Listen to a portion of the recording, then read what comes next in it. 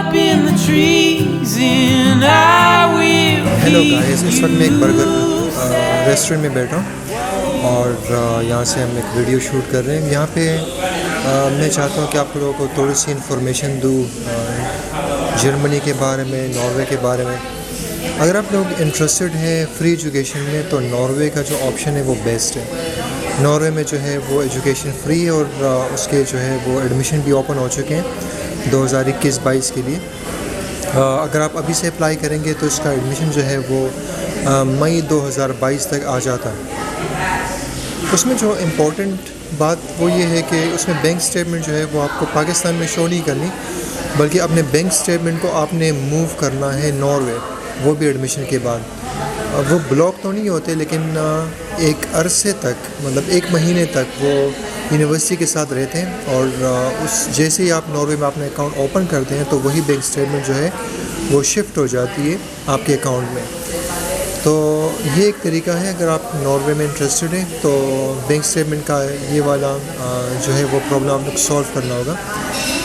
It's not a problem like Germany, کیونکہ Germany میں آپ کو بلاک اکاؤنٹ میں 1 سال تک آپ کے پیسے پڑے ہوتے ہیں اور جس میں ایوری منتھ آپ لوگ جو ہے وہ 800 یورو تک نکالتے ہیں. لیکن ناروے میں ایسا نہیں ہے. ناروے میں جو ہے وہ آپ اپنے پیسے نکال سکتے ہیں اور ود ان اے منتھ آپ نکال سکتے ہیں. جیسے آپ آپ کے اکاؤنٹ ناروے میں کھل جائے گا تو اپنی جو اماؤنٹ ہے اپنی بینک اسٹیٹمنٹ کی وہ سارا آپ نکال سکتے ہیں. اماؤنٹ جو ہے وہ میں آپ کو بتا دیتا ہوں، وہ 1,23,000 نارویجین کرون، جو کہ پاکستانی بنتے ہیں 23 سے 24 لاکھ روپیز بنتے ہیں.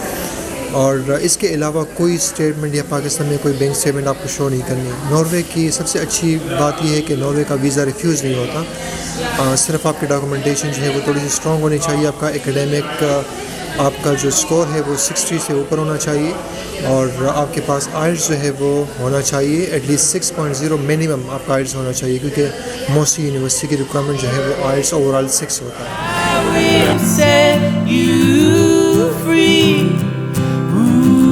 یہاں پہ میں آپ لوگوں کو تھوڑی سی انفارمیشن دوں گا فن لینڈ کے بارے میں. فن لینڈ میں ایجوکیشن تو فری نہیں ہے لیکن وہاں پہ اسکالرشپ بہت ملتے ہیں اور جو ٹیوشن فی اسکالرشپ ہے وہ کافی سارے مل جاتے ہیں.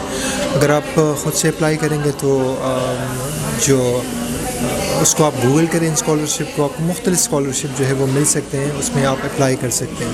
ایون جو یونیورسٹیز کے اپنے اسکالرشپ ہوتے ہیں اس کو بھی آپ اویل کر سکتے ہیں، لیکن آپ کے مارکس جو ہے وہ 70% سے اوپر ہونے چاہیے اسکالرشپ لینے کے لیے.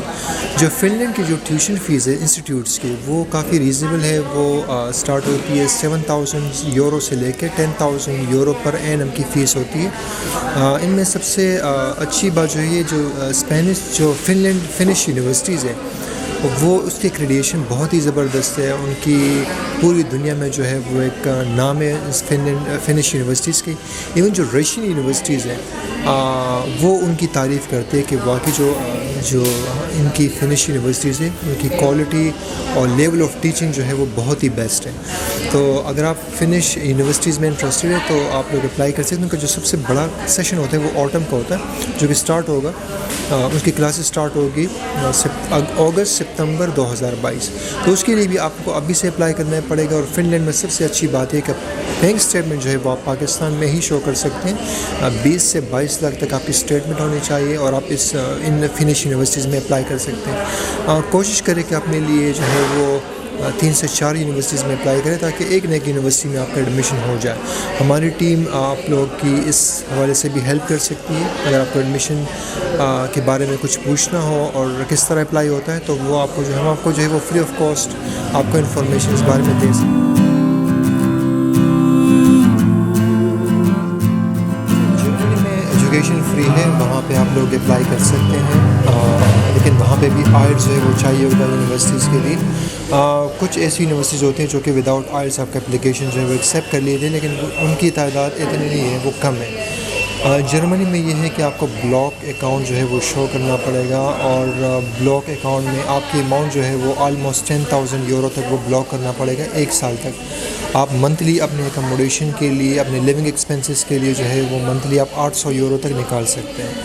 تو یہ بات ذہن میں رکھیں. اگر فرض کرے آپ جرمنی میں انٹرسٹڈ ہے تو یہ تھوڑا سا یہ ہے کہ آپ کو پاکستانی 20 لاکھ تک آپ کو بلاک کرنے پڑیں گے.